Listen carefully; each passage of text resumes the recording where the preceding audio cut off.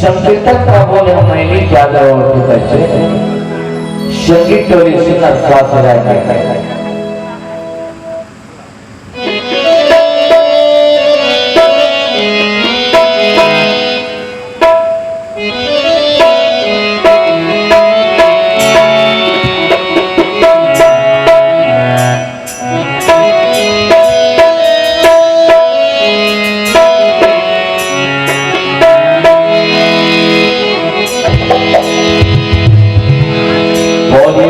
भगवान की संत दरबार की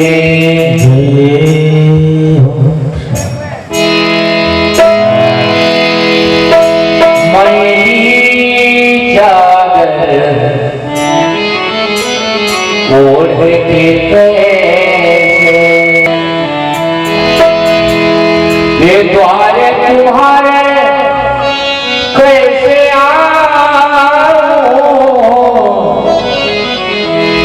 मेरी चादर ओढ़ के द्वारे तुम्हारे कैसे आऊं मेरी चादर ओढ़ के द्वारे तुम्हारे कैसे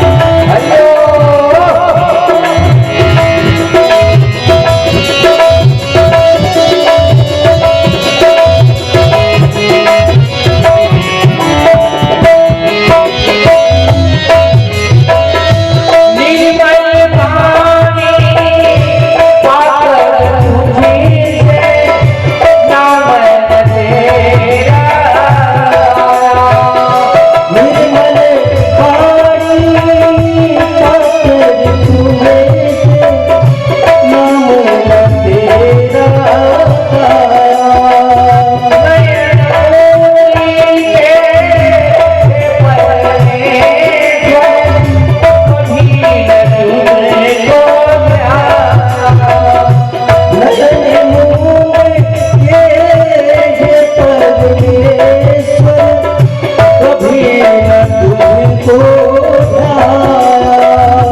मन पिया की सारे झूठी, मन पिया की सारे झूठी, अब क्या की सुना मेरी याद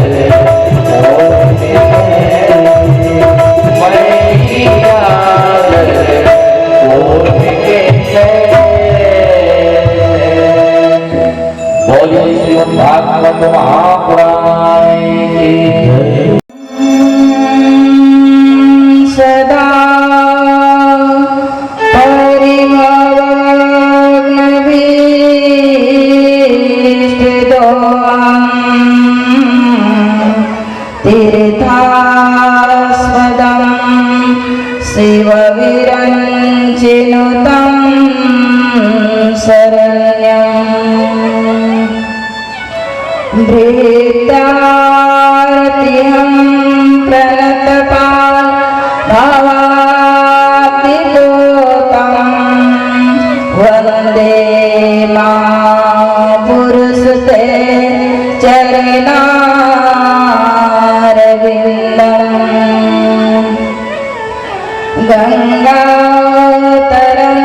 गङ्गातरङ्गरमणीय जटाकलापा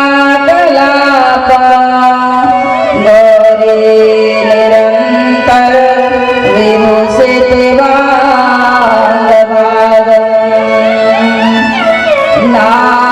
नारायणं प्रिय मनमदापहारं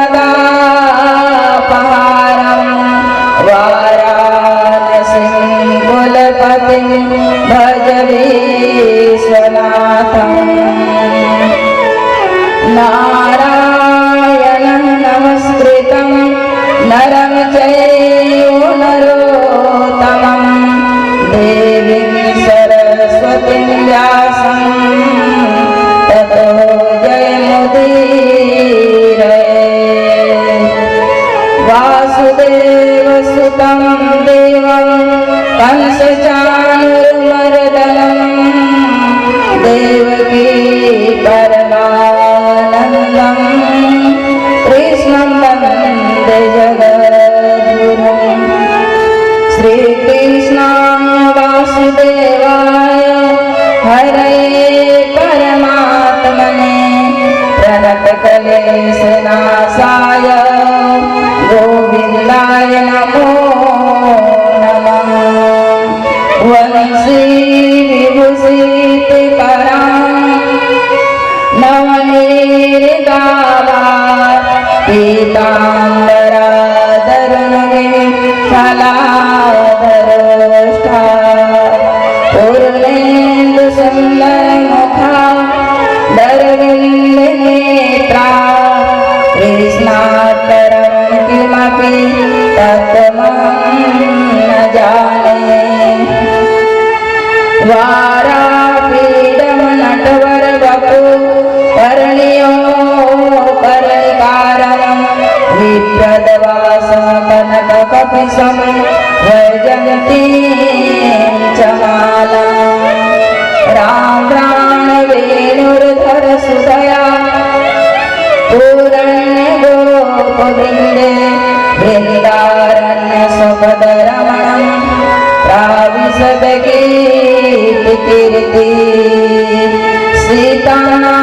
सीतानाथसमारम्भां रामानन्दार्यमध्यमाम् अस्मदाचार्यपर्यन्तां वन्दे गुरुपरम्परां रामं रामानुजं भरतं भरतानुजं सुग्रीवं वायुसूनं च प्रणमामि पुनः पुनः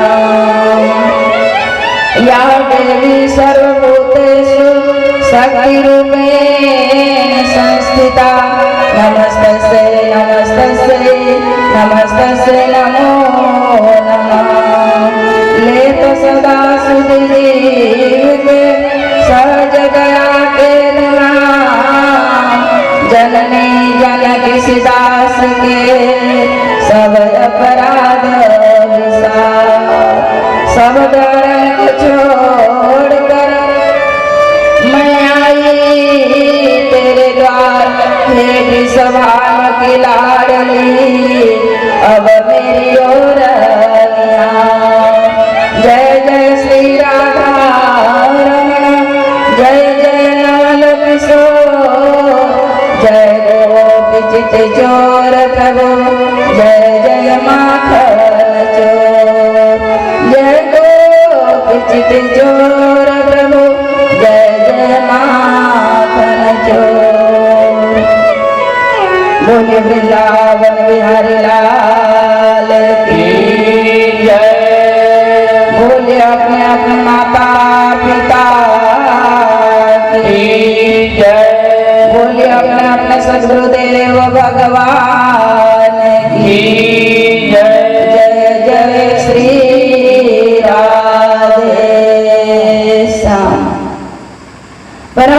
आराध्य परात्पर परब्रह्म परमेश्वर अखिल ब्रह्मांड के नायक जगत नियंता पालन करता संहार करता भगवान श्री कृष्ण की वाणमयी प्रतिमूर्ति श्रीमद् भागवत महापुराण को नमन वंदन करते हुए इस कथा मंडप में विराजमान परमादरणीय पिता तुल्य बुजुर्गण भैया भरत के चरित्र को चरितार्थ करने वाले नवयुवक बंधुगण सुन रहे थे भक्ति ज्ञान वैराग्य का कथा और सनकादि के ऋषि सनकादिक मुनि नारद जी को कथा सुना रहे हैं। नारद जी कथा का प्रभाव को देखे तो उनके मन में जिज्ञासा हुआ।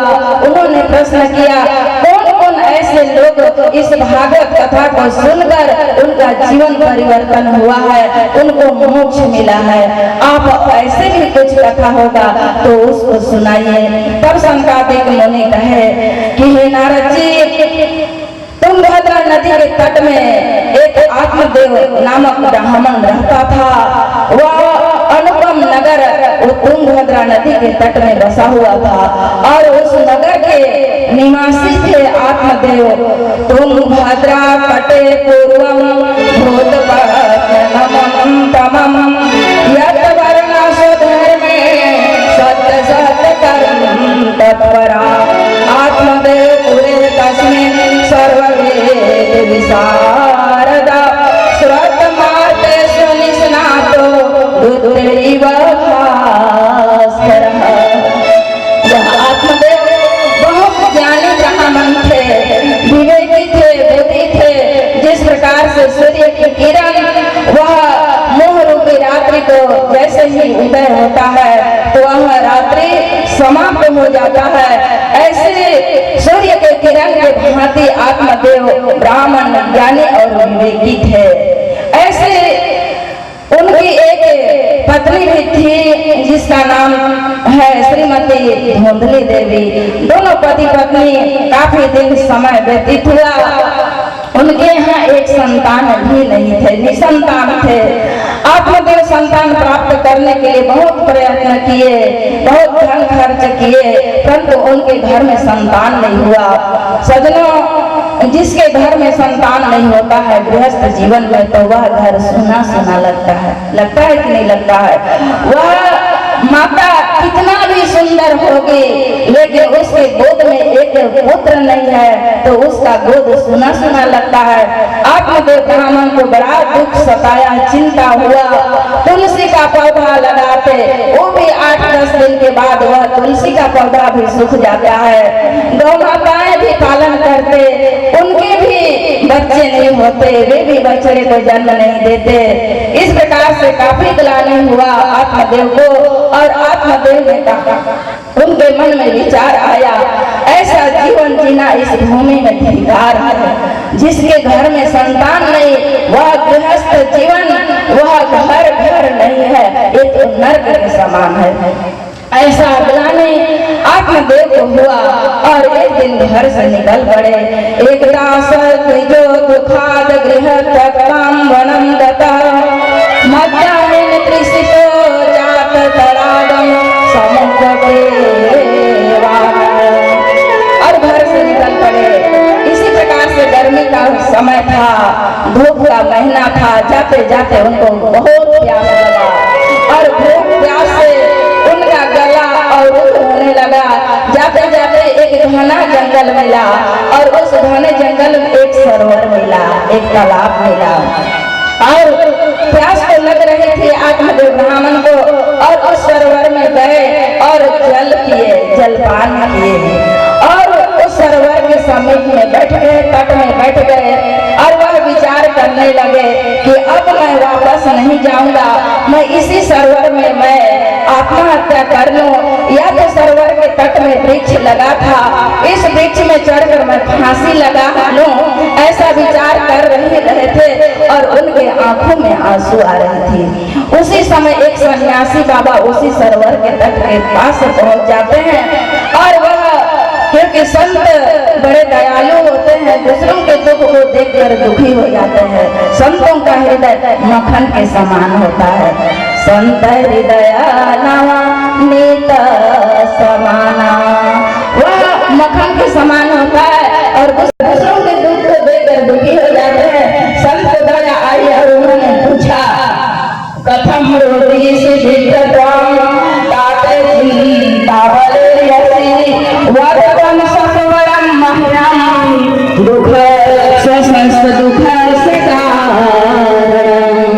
वह सन्यासी बाबा उनसे दुख का कारण जानना चाहे और वह अपना दुख का कारण बताए कि मेरे घर में संतान नहीं है, इसलिए मैं आत्महत्या करना चाहता हूँ।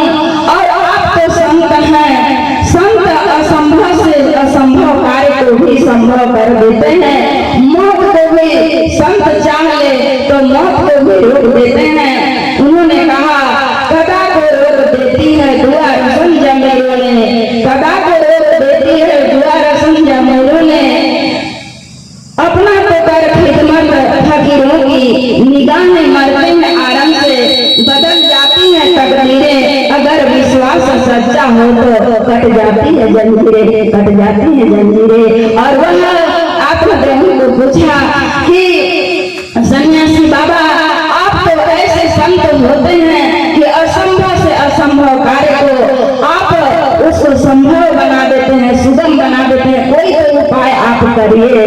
इस प्रकार से उनसे कहने लगे। कौन? आत्मदेव।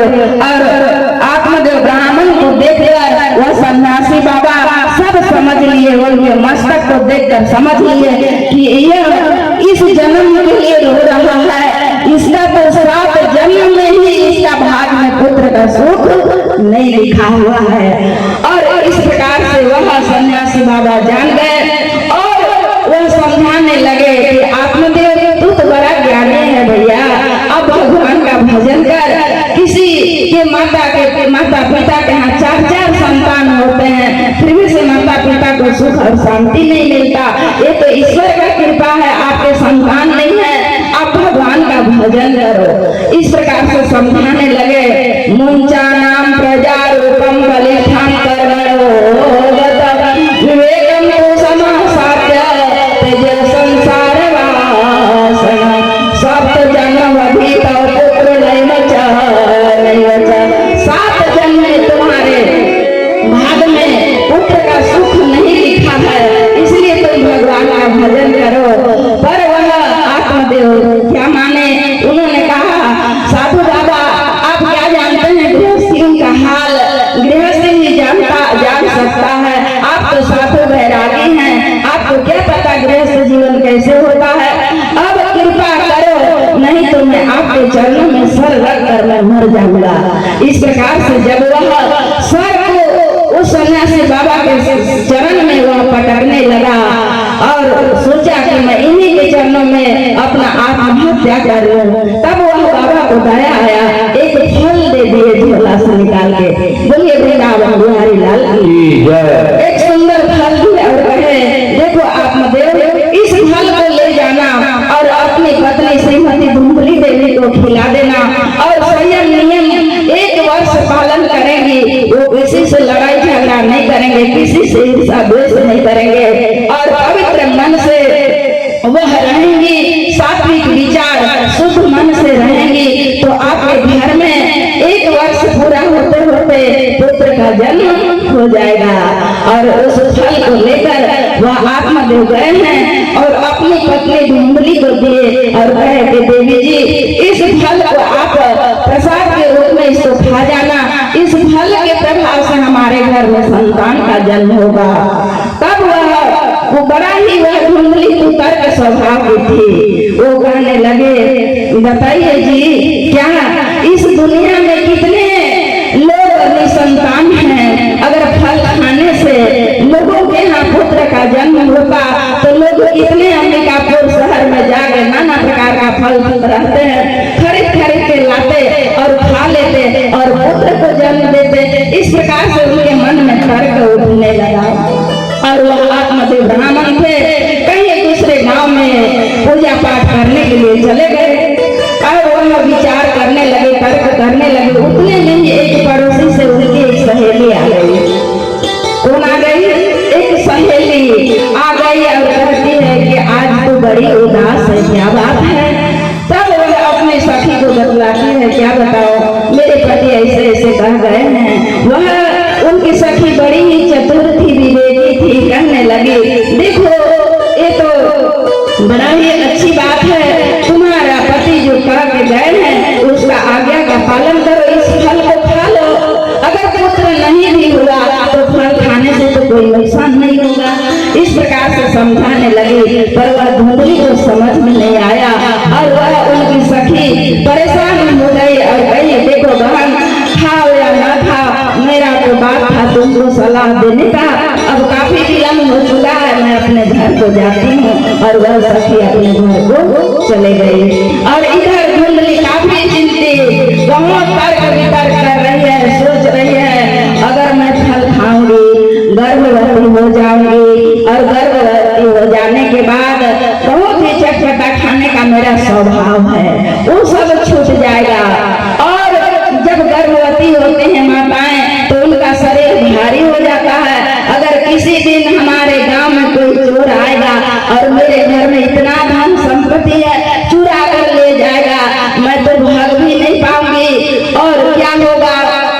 और अगर मैं अस्वस्थ हो जाऊंगी तो मेरी ननद आएगी मेरे घर में। कैसा तर्क कर रही है, तर्क लोग ऐसे ही विचारों को आता है। सोचती है कि अगर मैं अस्वस्थ हो जाऊंगी और मेरे ननद को मेरे पति बुलाएंगे और वह मेरे घर में आकर जितना भी अच्छा अच्छा वस्तु है उसको चुरा कर ले जाएगी, मैं तो फल को नहीं खाऊंगी, ऐसा सोच रही है। उसी क्षण उसकी सगी बहन आ गई।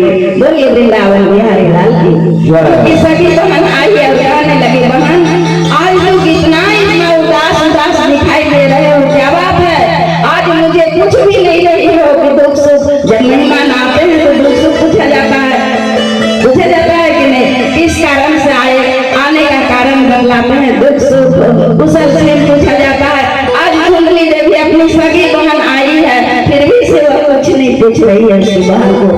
तब वह उसकी बहन उसका कारण जानना चाहिए, बहन किस कारण से तुम इतना चिंतित हो और उदास हो। वह अपनी सगी बहन को पूरा वृतांत बता दी, ऐसा ऐसा। तब उसकी बहन बोली कि दीदी छोटी सी बात के लिए आप चिंता न करो, हमारे घर में 5 बच्चे हैं और एक बच्चा मेरे घर में है। मेरे घर में खाने वाला बहुत है, पर हमारे घर में कुछ खाने के लिए धन संपत्ति नहीं है। और मैं वचन देती हूँ, जब यह बच्चा को मैं जन्म दूंगी तो तेरे घर में मैं ला दूंगी और मेरे पति को कुछ धन दे देना, मेरे पति प्रसन्न हो जाएंगे। तब वह धुंधली के मन में वह बात जच गया। और बहन हो तो ऐसा बहन हो, कितना मैं चिंतित थी, कितना मेरे शरीर में दुख था, एक क्षण में मेरे दुख के सभी दुख को वह समाप्त कर दी। और अच्छा बहन कोई बात नहीं, और बहुत सारा धन संपत्ति देकर अपने बहन को विदा की। कुछ समय बाद वह उस फल को एक गोमाता को खिला दी और कुछ समय के बाद वह उनके बहन में एक बच्चा का जन्म हुआ और रातों रात उस बच्चा को अपने पति से भेज दी श्रीमती धुंधली के यहाँ। दुख को समाप्त कर दी और अच्छा बहन कोई बात नहीं, और बहुत सारा धन संपत्ति देकर अपने बहन को विदा की। कुछ समय बाद वह उस फल को एक गोमाता को खिला दी और कुछ समय के बाद वह उनके बहन में एक बच्चा का जन्म हुआ और रातों रात उस बच्चा को अपने पति से भेज दी श्रीमती धुंधली के यहाँ। और वह धुंधली गर्भवती का नाटक करने लगी अपने पति के सामने, आत्मदेव ब्राह्मण के सामने। और उनके पति पूछे कि देवी जी फल खा लिए? तो वह कही, जी पतिदेव मैं तो फल खा ली और बड़ा सुंदर समय आने वाला है, मैं माँ बनने वाली हूँ। और अपने पेट में कपड़ा बांध ली और गर्भवती का नौटंकी करने लगी। बोले वृंदावन बिहारी लाल की। रात में उसकी बहन जन्मती बच्चा को और अपने पति से अपने दीदी के यहाँ भेजवा दी और आत्मदेव को प्रातः काल हुआ और सूचना दे दी कि मैंने एक पुत्र को जन्म दी। और वह आत्मदेव बड़े प्रसन्न हुए, खुश हो गए और बहुत ही ब्राह्मणों को बुलाए, दान दक्षिणा न्यौछावर करने लगे। और कुछ समय बीता, वह गौमाता को फल खिलाए थे, वह गौमाता भी एक बच्चा को जन्म दी। बोलिए वृंदावन बिहारी लाल की। वह बालक वह सुंदर है, रूपवान है, जो गौ माता के द्वारा जो जन्म लिया है वह बालक बहुत ही सुंदर है, बहुत इतना सुंदर है ऐसे लग रहा है कि मानो कामदेव के समान हो। और बड़े प्रसन्न हुए, परंतु उनके कान गौ माता के समान है। कान कैसा है? गौ माता के समान है। समय बीता, आत्मदेव को लगा कि अब मेरे पुत्र दोनों बड़े हो रहे हैं, तब इनका नामकरण कर देना चाहिए। तो आत्मदेव ने विचार किया कि अब दोनों बालकों का नामकरण होना चाहिए। तो गौ माता के द्वारा जो बालक का जन्म हुआ था उस बालक का नाम गोकर्ण पड़ा। बोले भक्त और भगवान की। उस बालक का नाम गोकर्ण लिखे रखे। और श्रीमती धुंधली जिस बालक को लालन पालन करके बड़ा कर रही थी, तो आत्मदेव सोचे कि मेरा नाम आत्मदेव है तो मैं इस बालक का नाम ब्रह्मदेव रखूंगा, किसी देवता के साथ मिलता जुलता। तब उसी समय वह श्रीमती धुंधली देवी थी, वह अपने पति को डांटने लगी, मैंने 9 महीना तक अपने गर्भ में धारण किया और नाम मेरा भी अधिकार होता है, इसलिए इस पुत्र का नाम मेरे नाम से मिलता जुलता मैं इसका नाम रखूंगी। और उस बालक का नाम धुंधकारी रखा गया। बोले वृंदावन बिहारी लाल की। ये दोनों बालक धीरे धीरे बड़े हुए और गोकर्ण तो बड़े विद्वान हुए, पंडित हुए, गुणी हुए, परंतु धुंधकारी यह बहुत ही नीच प्रवृत्ति का हुआ, वह दुष्ट प्रवृत्ति का हुआ। धीरे धीरे दोनों बालक बड़े हुए। एक दिन धुंधकारी, सब लोग ध्यान से कथा को सुनिए क्योंकि मैं पूछूंगी। एक दिन धुंधकारी बड़ा हुआ और अपने पिता से बोला कि पिताजी मुझे पैसा चाहिए, पैसा दो। तब वह चुरा चुरा कर तो घर का सब संपत्ति को समाप्त कर दिया था। सजनों, माता पिता कहाँ से देंगे धन? और वह धुंधकारी अपने पिता को डांट लगाया, पिताजी मुझे धन चाहिए, मुझे पैसा चाहिए, मुझे बाजार जाना है। तब आत्मदेव बोला कि बेटा मेरे पास कुछ पैसा नहीं है, कुछ समय दो, 1 दिन समय दो, इसके बाद मैं दूंगा। परंतु वह धुंधकारी माना नहीं और एक डंडे से अपने पिताजी को इतना पिटाई किया, इतना पिटाई किया कि वह आत्मदेव इतना दुखी हुए और बिलख बिलख कर रोने लगे। जब रोने का आवाज सुने तो गोकर्ण बड़े ही दयालु थे, वह आए और पिताजी को समझाने लगे, पिताजी यह संसार माया है, इस दुनिया में ना कोई पत्नी है ना कोई पुत्र है, इस संसार में कोई किसी का नहीं है, परमात्मा ही हम सबको अंतिम समय तक साथ देंगे, इसलिए उनका भजन करना चाहिए, इसलिए उनका चिंतन करना चाहिए। ऐसे करके जब गोकर्ण अपने पिताजी को समझाए तो वह घर से निकल पड़े और वह बद्री धाम में चले गए और श्रीमद् भागवत का 10वें स्कंद का नित्य प्रति पाठ करते थे और वही भगवान का ध्यान करने लगे। एक दिन भगवान श्री कृष्ण प्रकट हो गए बद्री विशाल धाम में और भगवान प्रकट हुए, उन्हीं के सामने वह आत्मदेव अपना प्राण को त्याग दिए और भगवान श्री कृष्ण में विलीन हो गए। बोलिए श्याम रामचंद्र भगवान की। अब इधर तुम बच गए धुंधली देवी और धुंधकारी। इधर वह बालक जो था धुंधकारी, वह बड़ा ही मनमानी करने लगा क्योंकि पिताजी इस घर में नहीं रहते हैं। वह निश्चित है कि वहाँ के बेटा और बेटी बिगड़ जाएंगे कुसंगत से और वह स्वतंत्र हो गया। श्याम रामचंद्र भगवान की। अभी इधर तुम बच गए धुंधली देवी और धुंधकारी। इधर वह बालक जो था धुंधकारी, वह बड़ा ही मनमानी करने लगा क्योंकि पिताजी इस घर में नहीं रहते हैं। वह निश्चित है कि वहाँ के बेटा और बेटी बिगड़ जाएंगे कुसंगत से और वह स्वतंत्र हो गया। 5 वेश्याओं को ले आया। कितने? 5 वेश्याओं को, 5 स्त्री को ले आए और अपने घर में रखने लगा और घर में तो कुछ था ही नहीं, चूरा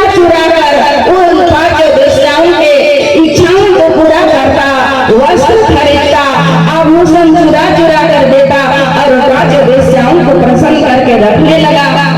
एक दिन उसको अति चिंता हुआ और वेश्याओं ने उस धुंधकारी से बहुत कुछ मांग किए। कुछ उत्सव भी आया, त्योहार आया, उन्होंने आभूषण का मांग किए और वह धुंधकारी अपनी माँ से पैसा मांगे और वह माँ कहाँ से देती, उसके घर में तो कुछ था भी नहीं। चुरा चुरा कर बाजार में ले जाता और मदिरा पीता, शराब पीता और मांस भक्षण करता। ऐसा उनका दिनचर्या बन गया था।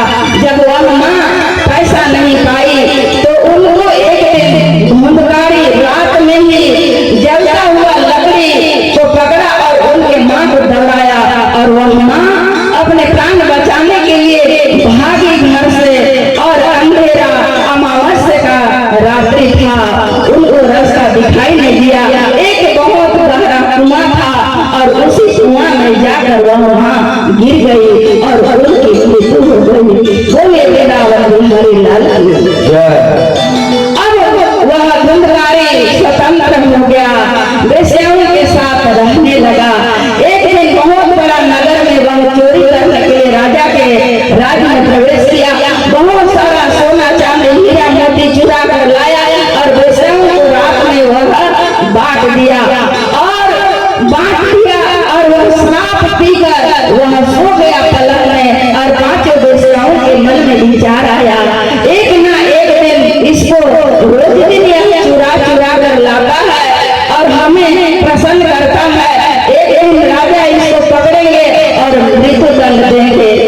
ऐसा उनके मन में आया और पांचों वेश्याओं ने उनके गले पर रस्सी बांधे और उसको दोनों तरफ से खींचने लगे और कहे कि राजा एक ना एक दिन इसको मृत्यु दंड देंगे, क्यों ना हम इसको मार देते हैं और मार कर हम अपने अपने घर को चले जाएंगे और स्वतंत्र हो जाएंगे। ऐसा विचार आया और पांचों वेश्याओं रात में रस्सी उसके गला में बांध कर उसको मारने लगे, परंतु धुंधकारी नहीं मारा सजनों। तब पांचों वेश्याओं ने चूल्हा में से अंगार ले आई, खाना बनाई थी, भोजन बनाई थी, उस चूल्हा में अंगार था, उस अंगार को ले आए और धुंधकारी के मुंह में डाल दिए और धुंधकारी तड़प तड़प कर मर गया और मर गया तो जमीन को खुदाई किए और उसी में दफना दिए और पांचों वेश्या अपने अपने घर को चले गए। बोले वृंदावन बिहारी लाल की। यह समाचार काफी दिन हुआ और गोकर्ण को तीर्थ यात्रा के लिए चले गए। गोकर्ण को पता चला कि उनकी माता भी नहीं है, उनके पिता भी नहीं है, उनका भाई का भी मृत्यु हो गया। तब वह गोकर्ण गया में जाकर श्राद्ध करने लगे, पिंड दान करने लगे। सभी तीर्थों में जा जाकर श्राद्ध करते, पिंड दान करते। काफी दिन बीता, वह यात्रा करते रहे। एक दिन उसको जन्मभूमि का याद आया, अपने घर का याद आया और वह गोकर्ण अपने घर वह अनुपम नगर में आया। रात का समय था, घर में घुसा और शयन कर रहा था। वह धुंधकारी पेट योनि में चला गया। महाराज जी बता रहे थे कि जो आत्महत्या करते हैं वह फांसी लगाकर मरते हैं, आग लगाकर मरते हैं, तो सर्प डस देता है, इससे मरते हैं। दुर्घटना से उसका एक्सीडेंट से जिनका मृत्यु होता है, सर्प के डसने से जिसका मृत्यु होता है, ये सब पेट योनि को प्राप्त करते हैं। बोलिए वृंदावन बिहारी लाल की। वह धुंधकारी प्रेत आत्मा बन गया और वह गोकर्ण को डराने लगा। घर में कभी भैंसा बन जाता, कभी सुअर बन जाता, कभी नाना प्रकार का शब्दों से वह गोकर्ण को डराने लगा। तब गोकर्ण मन में विचार करने लगे कि इस घर में आखिर क्या बात है, ऐसे मुझे अशांत कर दे रहा है। तब गोकर्ण कमंडल से सभी तीर्थों का जल लाए थे सजनों। कमंडल का जल को लिए हाथ में और मंत्र द्वारा अभिषेचित करके उस प्रेत आत्मा में वह छिड़काव कर दिए तो धुंधकारी प्रकट हो गया और प्रकट होकर वह बोलने लगा कि भैया मैं आपका भाई धुंधकारी हूँ, अपने कर्म के आधार पर मुझे प्रेत योनि में जाना पड़ा है, इसलिए मुझे आप मेरे आत्मा का मुक्ति करने के लिए कुछ उपाय करिए। तब गोकर्ण तीर्थों में जा जाकर अपने पितरों का जल श्राद्ध किया, पिंडदान किया, तुमको कैसे मुक्ति नहीं हुआ, तुमको कैसे गति नहीं हुआ। तब वह धुंधकारी कहता है, भैया आप 100 बार गया श्राद्ध कर लीजिए पर मेरा मुक्ति नहीं हो सकता है, कुछ दूसरा उपाय सोचिए।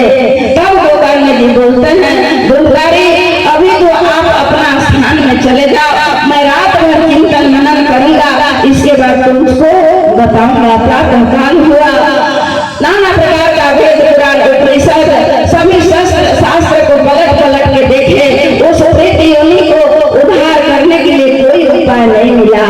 तब गोकर्ण जी सूर्य भगवान के भक्त थे और सूर्य भगवान जैसे ही उदय हो रहे थे, उन्होंने अपने तपों के बल पर सूर्य भगवान को रोक लिया और पूछे, हे सूर्य नारायण, मुझ पर अगर आप प्रसन्न हैं तो मुझे एक उपाय बतलाइए। मेरा भाई धुंधकारी प्रेत आत्मा को चला गया है, उसका उद्धार कैसे होगा। तब सूर्य नारायण कहते हैं, गोकर्ण 7 दिन तक इनको श्रीमद् भागवत का कथा इसको सुना, श्रीमद् भागवत कथा से ही इनको मुक्ति होगा, इनको मोक्ष मिलेगा। ऐसा जब सूर्य भगवान जब बोले तो गोकर्ण प्रसन्न हो गए। उस गांव के अनुपम नगर के सभी नगर निवासियों को यह बात सुनाई, सुंदर व्यासपीठ बनाया गया और गोकर्ण उस व्यासपीठ पर बैठकर धुंधकारी को कथा सुनाने लगा। सजलो, धुंधकारी तो वायु के रूप में, हवा के रूप में है, वह कैसे बैठ सकता था। यज्ञशाला में बांस का खंभा था, उस बांस के नली के अंदर जो छिद्र होता है, खाली उसी में घुस गया धुंधकारी और 7 दिन तक भगवान का कथा सुनने लगा।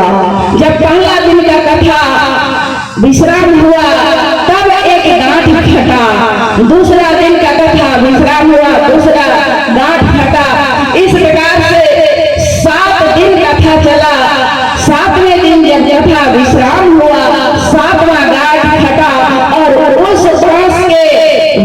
उसी बांस से वह प्रकट हो गए धुंधकारी और उनका शरीर इतना सुंदर और भगवान के पार्षद उनको लेने के लिए विमान लेकर आए और बोले कि ये धुंधकारी इस विमान में आप बैठ जाइए। और उस धुंधकारी को उस विमान में भगवान विष्णु के पार्षद उसमें बैठाए। तब गोकर्ण बोला कि भैया विष्णु भगवान के पार्षद से बोल रहे हैं, गोकर्ण जी यहाँ तो कितने लोग श्रीमद् भागवत कथा श्रवण किए, पर मेरे भाई धुंधकारी के लिए ही विमान क्यों आया और अन्य लोगों के लिए क्यों नहीं आया। गोकर्ण जी को वह विष्णु भगवान के पार्षद बोलते हैं कि देखो भैया, ये तो कथा का प्रभाव है, लोग जिस भावना से कथा सुने उसके लिए वैसे ही भगवान उनको मनोकामना पूरा करते हैं। यह आत्मा कल्याण के लिए, मोक्ष मुक्ति के लिए इन्होंने भागवत कथा का श्रवण किया, इनको मुक्ति मिल गई, इसलिए भगवान विष्णु ने इसके लिए सोने का विमान भेजे। तब गोकर्ण को बड़ा आश्चर्य हुआ और गांव वालों को भी बड़ा उनको ग्लानि हुआ कि हमने भगवान का कथा सुनने में भेद किया, इसलिए फल भी अनेक प्रकार से मिला। तब सभी लोगों ने विचार किया, धुंधकारी को तो भगवान विष्णु के पार्षद ले गए, वचन दे के कहे गोकर्ण से, गोकर्ण सच्चे मन से आत्मा के कल्याण के लिए अगर कोई 7 दिन तक भागवत कथा सुनेंगे उनके लिए भी भगवान विमान भेजेंगे।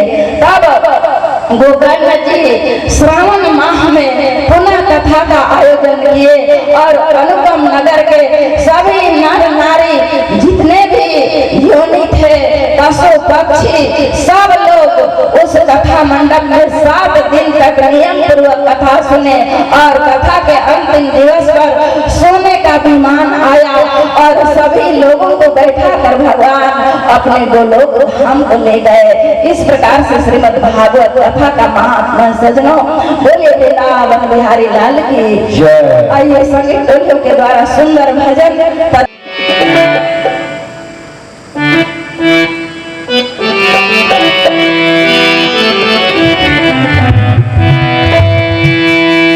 बोले श्रीमद् भागवत महापुराण जय हो।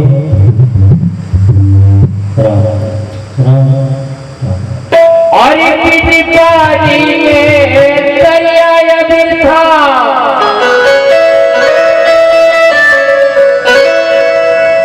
बिन दुखुआ के छाव बिन तुलसी के चौराय बिरथा बिन बतिया के गाँव दुनिया कर्म के धर्म बिरथा बिना भजन के भाव बिन भक्ति के मिले न मुक्ति भजले राधे राधे। अरे जिया जिया होते हैं कथा भगवान के जी हाँ होते हैं कथा भगवान के ये मोर भाई पहले विराजे ये मोर भैया पहले विराजे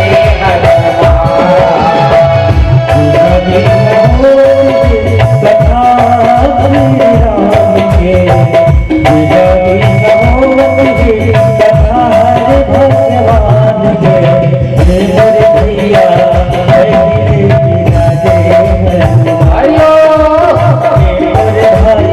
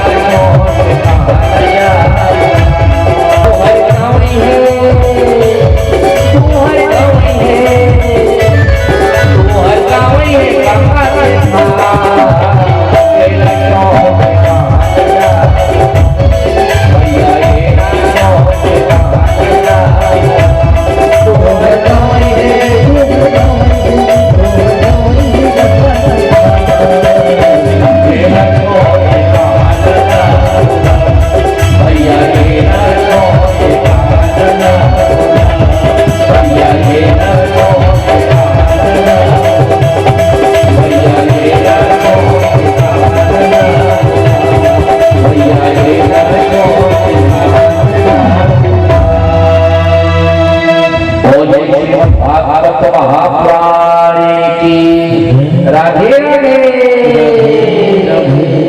बैठ जाइए सब लोग। पांडव एक वीर बचा था कौरव पक्ष में जिसका नाम था दुर्योधन।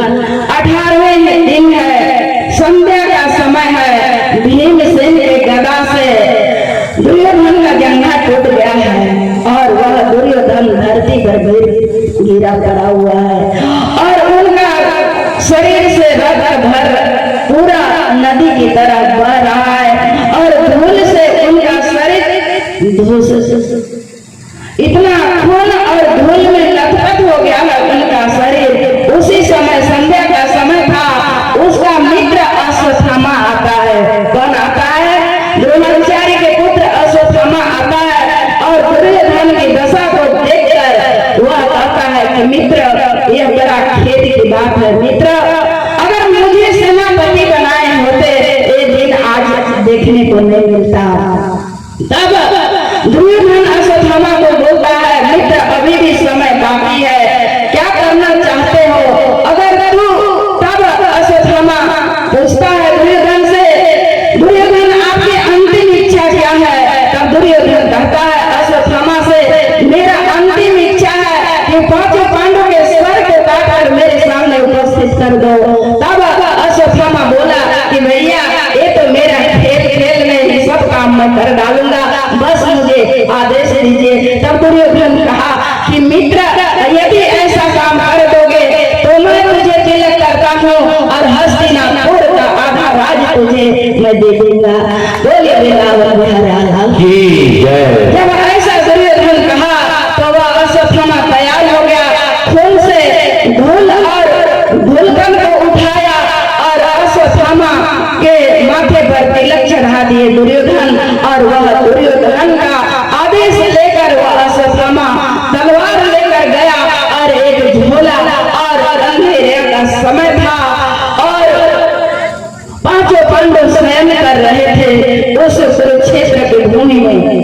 एक शिविर था पांडवों का, उस शिविर में शयन कर रहे थे। भगवान कृष्ण को पता चल गया कि आज कुछ विशेष घटना होने वाला है, इसलिए पांचों पांडवों को उस शिविर से उठाए और ब्रह्म सरोवर में स्नान करने के लिए ले गए। अश्वत्थामा गया है, रात्रि का समय है, अपने उस फरक से तलवार को निकालता है और वह उस कक्ष में घुस गया और उसने देखा कि 5 लोग वहां शयन कर रहे थे और पांचों पांडवों के पुत्र मिलता जुलता दुर्योधन, अर्जुन, भीम, नकुल, सहदेव की तरह ही वह बालक दिखाई दे रहे थे।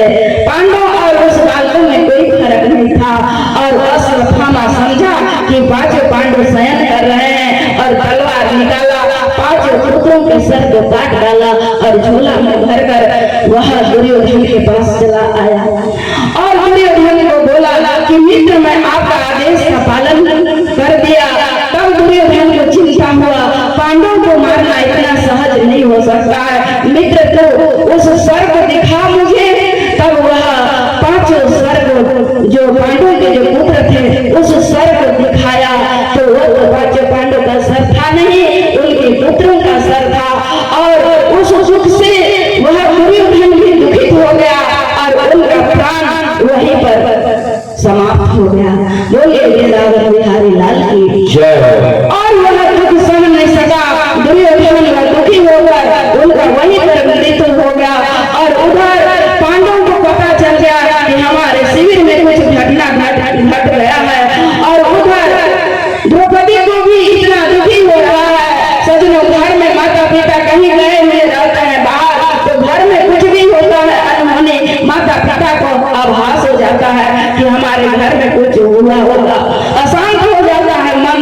और द्रौपदी को नींद ही नहीं आई और वह प्रातः काल हुआ, उस शिविर के सामने आती है, दरवाजा खोलती है, सोच रही है कि मेरे पुत्र बहुत सुबह उठ जाते हैं, आज क्या बात है, मेरे बालक सो ही रहे हैं। और जब खोली और एक बच्चे का चादर को उठाई तो देखती है कि वहाँ बिना सर के हैं। 5 पुत्र को उठा के देखी, 5 पुत्रों का सर है ही नहीं, धड़ केवल है। द्रौपदी पछाड़ खा के गिर गई। माता शिशुना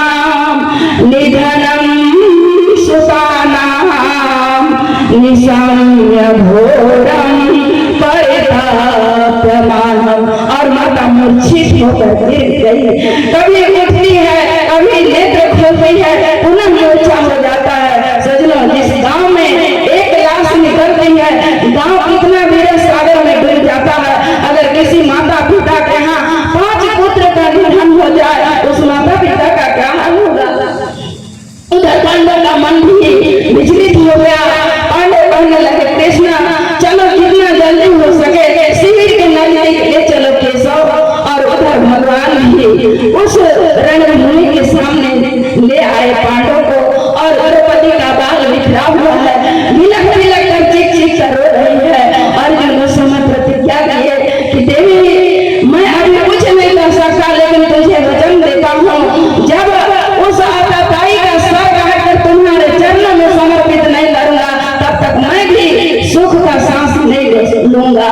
और हाथ में तलवार लिए और उस रथ में सवार हुए भगवान कृष्ण उस रथ को चलाने लगे और उस अश्वत्थामा को मारने के लिए दौड़ पड़े हैं। और वो अश्वत्थामा भी समझ गया कि मुझे अर्जुन मारने के लिए आ रहा। पीछे मुड़ के देखा तो समझ गया कि अब मैं नहीं कर सकता हूँ, मेरा मृत्यु निश्चित है।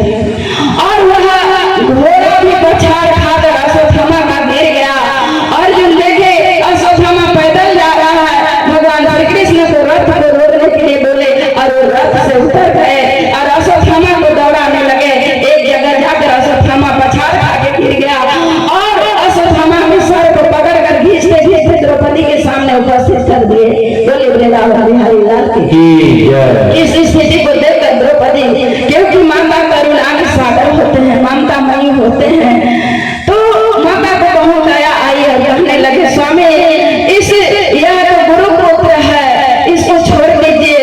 मेरे पुत्र अब कभी नहीं आ सकते हैं, इसको मार दोगे तो कभी मेरे पुत्र नहीं आएंगे, इसलिए इसको छोड़ दीजिए। तब उस सभा में अश्वत्थामा को उनके सर को मुंह कर दिया गया, अपमानित करके उसको छोड़ दिया गया। और इधर वह अश्वत्थामा वहां से भाग चला। इधर समय व्यतीत हुआ, 4-5 दिन समय बीता और अश्वत्थामा के अंदर तो एक ईर्ष्या का भाव था ही और वह पांडव से बदला लेना ही चाहते थे।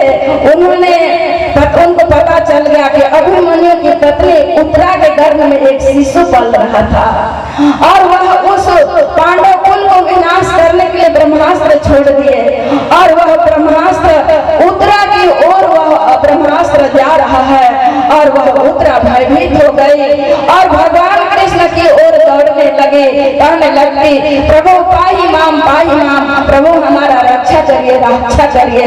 पाहि पाहि महायोगिन देव देव जगत पते, नान्यम तो दयम भयम पसे, यत्र मृत्यु परस्परम। गोविंद, मेरा मृत्यु तय है, लेकिन मेरे पेट में एक शिशु पल रहा है, उसका कम से कम रक्षा करो। तब भगवान श्री कृष्ण सुदर्शन चक्र चलाए और अश्वत्थामा को वहां टुकड़े टुकड़े कर दिए और उस बालक का रक्षा किए, वह बालक का रक्षा किए। तब कुंती माँ भगवान कृष्ण का स्तुति करने लगे और कहने लगे, केशव, मैं तो मेरा भतीजा है, मेरा भाई वसुदेव का तू बेटा है ऐसा समझ रही थी, लेकिन तू कोई सामान्य बालक नहीं हो गोविंद, तू तो साक्षात भगवान हो। इस प्रकार से वह भगवान कृष्ण का स्तुति करने लगे। नमः पंकज नाभाय, नमः पंकज मालिने, नमः पंकज नेत्राय, नमस्ते पंकजाभ्य। और वह कुंती कहने लगी, गोविंद, अब भगवान कृष्ण उनका रक्षा किए उस बालक का और कुंती माता और द्रौपदी से और 5 पांडव से वह विदा लेकर वह द्वारिका को जाना चाहते हैं। तब वह कुंती माँ बोली, गोविंद, जाते जाते भैया मुझे एक वरदान दे दो। और वह वरदान क्या मांगती है? सजनों, आज लोग भगवान से क्या मांगते हैं? जो सुख संपत्ति भर आवे, कष्ट मिटे तन का। संपत्ति, सुख दुख, दुख मेरा दूर हो जाए, सुख ही सुख मेरे घर में संपत्ति आ जाए, यही तो संसार के लोग मांगते हैं ना। लेकिन कुंती कैसी वरदान मांग रही है, कहती है गोविंद जाते जाते भैया मुझे एक वरदान दे दो। तब श्री कृष्ण आज कुंती को बोलते हैं बुआ तू मांग तो, आज तो ब्रह्मा का पद भी मांगेगी तो मैं तुझे दूंगा। तो अब मुझे भगवान कही है ना, भगवान से सारा दुनिया मांगता है और तू पहली बार मुझसे मांग रही है, इसलिए मैं तुझे देने के लिए तैयार हूँ, पर मांगो तो। तब कुंती कहती है कि सब तुम मुझे देना चाहते हो? हाँ बुआ मैं देना चाहती हूँ, तो वचन दे। भगवान श्री कृष्ण से संकल्प कराए और आज कुंती मांगती है दुख का वरदान, विपत्ति का वरदान मांगती है। सजनों कोई मांगता है दुख, सब कोई सुख सुख मांगते हैं, संपत्ति मांगते हैं, लेकिन आज कुंती विपत्ति का वरदान मांग रही है। विपदः सन्तु न शश्वतः तत्र जगद्गुरु भवतु दर्शनं यतस्य पुनर्भवति दर्शनम्। श्री कृष्ण बोले माँ बुआ को दुख का वरदान क्यों मांग रही है?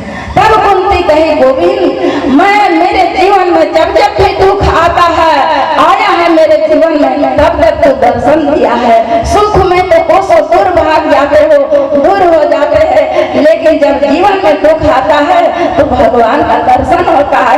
इसलिए मैं दुख का वरदान, विपत्ति का वरदान मांग रही हूँ। बोले वृंदावन प्यारे लाल की।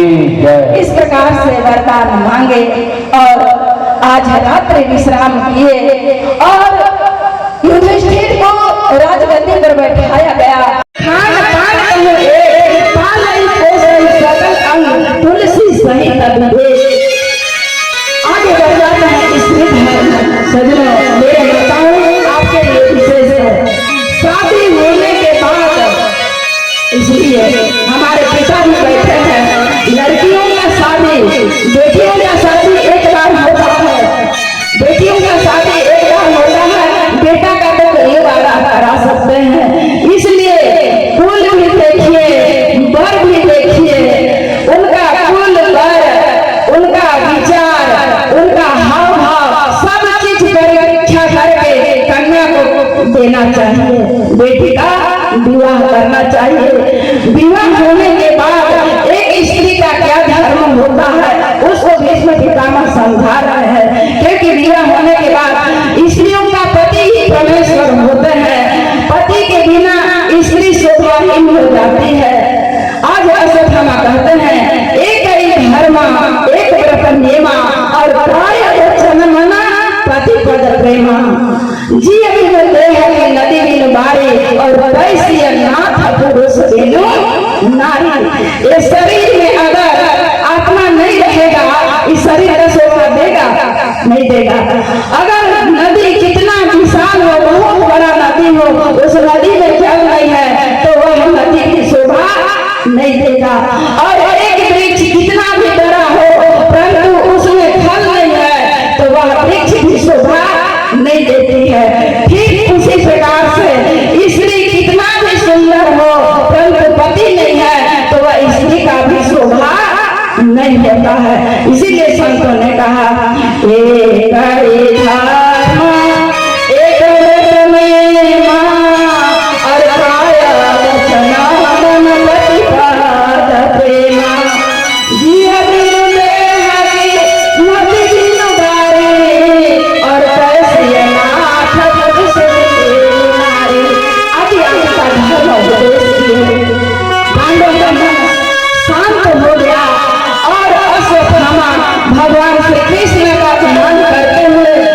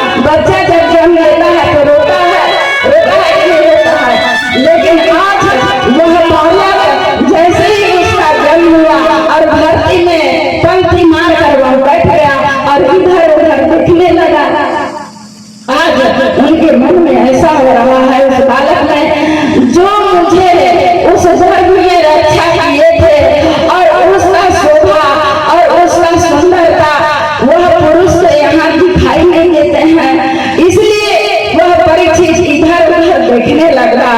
परी मन चारों दिशा, इच्छित मन इच्छा, आज भगवान को देखने की इच्छा है परीक्षित को, इसलिए उसका नाम परीक्षित पड़ा।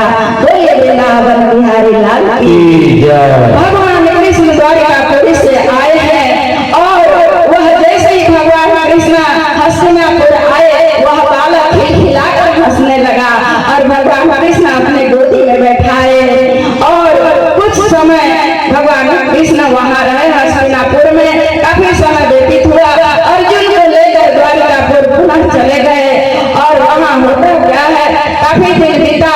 एक दिन यदुवंश के सभी राजा महाराजा एक दिन प्रभास क्षेत्र में कुछ उत्सव मनाने के लिए गए सजनों, और उनके बाल गोपाल थे जो बच्चे थे यदुवंशियों के, वे कुछ ऋषियों का उपहास कर दिए। दुर्वासा ऋषि के पास जाकर शाम के पेट में वस्त्र को बंधा गया और वह गर्भवती का नाटक करने लगा और वह शाम पूछा और भी बच्चे थे। सबने दुर्वासा ऋषि से पूछा कि ऋषिवर इसके पेट से स्त्री का जन्म होगा या पुरुष का? तब वह दुर्वासा ऋषि वह देने दिए थे, सब कुछ समझ गए। ये यदुवंश के बालक हमारा उपहास कर रहे हैं, मजाक उड़ा रहे हैं, हमारा अपमान कर रहे हैं, ऐसा वह दुर्वासा ऋषि जान गए और वह उनको वरदान दिए, जाओ इसके पेट से ना स्त्री का जन्म होगा ना पुरुष का जन्म होगा, इसके पेट से लोहे का मूसक जन्म होगा और इसी लोहे से यदुवंश का विनाश होगा। बोलिए वृंदावन बिहारी लाल की जय। जब यदुवंशी राजाओं को पता चला तब उस लोहे का जो मूसल था उसको पीसा गया और पीस कर आटा जैसे चूर्ण बना दिए और उस चूर्ण को समुद्र में फेंक दिए। समुद्र में फेंके, एक कण था, उस कण को एक मछली निगल गया, एक मछली निकल गई और बाकी जो आटा जैसे पीसे थे उस चूर्ण से एरका नामक घास का निर्माण हुआ। यदुवंशियों ने जब उस प्रभास क्षेत्र में उत्सव मनाने गए तो वह बारूणी नामक मदिरा पीकर सभी यदुवंशी राजा आपस में कुछ तुतु में हुआ और युद्ध छिड़ गया और इतना घमासान युद्ध हुआ।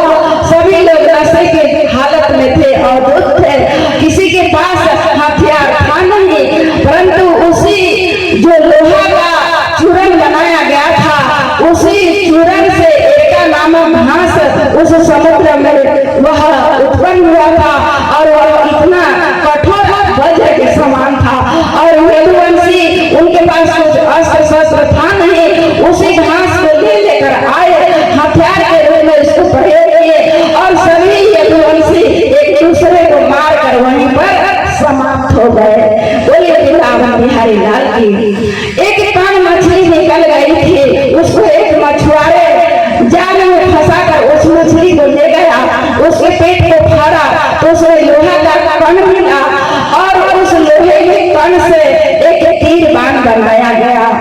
एक जारा नामक टहलिया अपने तीर के नोक में लगा दिया और भगवान कृष्ण पीपल वृक्ष के नीचे बैठकर इस दृश्य को देख रहे थे और वह व्याध बन के गया और भगवान कृष्ण को एक पक्षी समझकर उनके पैर में संधान कर दिए उस तीर बाण को और भगवान कृष्ण भी वहां उनका अंतर ध्यान हो गया। इस प्रकार से यदुवंशियों का विनाश हुआ। अर्जुन काफी दिन हुआ जब हस्तिनापुर आया तब सभी पांडवों को यह सूचना दिया गया, सभी पांडवों को बड़ा दुखी हुआ और कुंती जैसे ही यह समाचार सुनी कुंती का भी मृत्यु हो गया और सभी पांडव विचार किए अब जिस हमारे जो रक्षक थे भगवान कृष्ण इस दुनिया में नहीं है तो हमारा इस दुनिया में रहना अब कोई मतलब नहीं रहेगा। उसी समय राजा परीक्षित बड़े हुए और उसको राजगद्दी पर बैठा दिए, पांचों पांडव स्वर्गारोहण किए। बोलिए वृंदावन बिहारी लाल की। इस प्रकार से राजा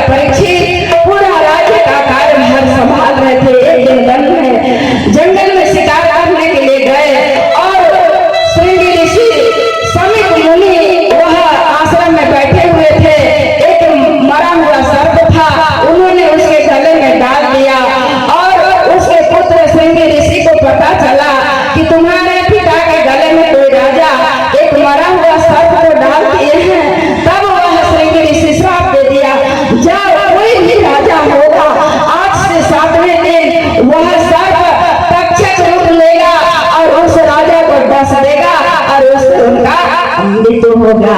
ऐसा श्राप दे दिए और वह परीक्षित अपने राज्य को लौटा और अपने पिता के पास श्रृंगी ऋषि आए और श्रृंगी ऋषि जब अपने पिता को यह समाचार बतलाए तो श्रृंगी ऋषि के पिता समीक मुनि एक अपने जो शिष्य हैं उनको राजा परीक्षित को सूचना देते हैं कि जाओ 7 दिन में राजा परीक्षित अपने मुक्ति के कल्याण के लिए कुछ कर लेगा। यह समाचार जब समीक ऋषि भेजे तब राजा परीक्षित अपने पुत्र जन्मेजय को राजगद्दी पर बैठा दिए और गंगा नदी के तट पर चले गए और गंगा नदी के तट पर गए और अनशन व्रत धारण किए और उत्तर दिशा की ओर मुख कर लिए। सबको पता चला, सभी ऋषि मुनि 88,000 ऋषि मुनि वहां पर पहुंचे हैं। जब राजा परीक्षित का नेत्र खुला तो 88,000 ऋषि मुनि उनके सामने बैठे हुए हैं। तब राजा परीक्षित उनसे प्रश्न किए कि जो पुरुष मरणासन में रहते हैं उसको क्या करना चाहिए। तब उसी समय सुखदेव जी वहां पर पधारते हैं और कहे कि राजन, जो पुरुष मरणासन में है उसे 7 दिन तक भगवान का कथा सुनाना चाहिए, श्रीमद् भागवत कथा सुनाना चाहिए और उनकी आत्मा को सदगति मिलेगी, मुक्ति मिलेगी। और राजा परीक्षित को 7 दिन तक सुखदेव मुनि गंगा नदी के तट पर भागवत कथा सुनाए और शाम के समय 7वें दिन एक तक्षक फल के ऊपर बैठा हुआ गया, एक ब्राह्मण उस प्रसाद को लेकर राजा परीक्षित के सामने रख दिए, चरणों के सामने, और शाम का समय हुआ, कथा विश्राम हुआ और उस फल से वह कीड़ा विशाल रूप में प्रकट होता है, तक्षक नाग के रूप में प्रकट हुआ और उसी समय राजा परीक्षित के पैर में वह डस दिया और उनका शरीर अग्नि प्रज्वलित हुआ और जल कर वही भस्म हो गए राजा परीक्षित। और 7 दिन इधर सुखदेव मुनि तो उनको कथा सुनाए ही थे और उनके मन में अंतिम प्रश्न राजा परीक्षित से सुखदेव जी पूछे थे, राजन, तुम्हारे अंतिम इच्छा क्या है? कुछ होगा तो तुम मान लो, अब मरने के लिए डरता है क्या? तब राजा परीक्षित बोले कि नहीं गुरुदेव, अब तो मुझे एक परीक्षित क्या, हजारों एक नाग क्या, हजारों नाग डस ले तो पर में मुझे डर नहीं। आज वह तक्षक राजा परीक्षित के पैर को डसा और उनको मुक्ति हो गया भागवत कथा सुनकर। इस प्रकार से आज की कथा अपने वाणी को मैं विराम देती हूँ। बोलिए वृंदावन बिहारी लाल की।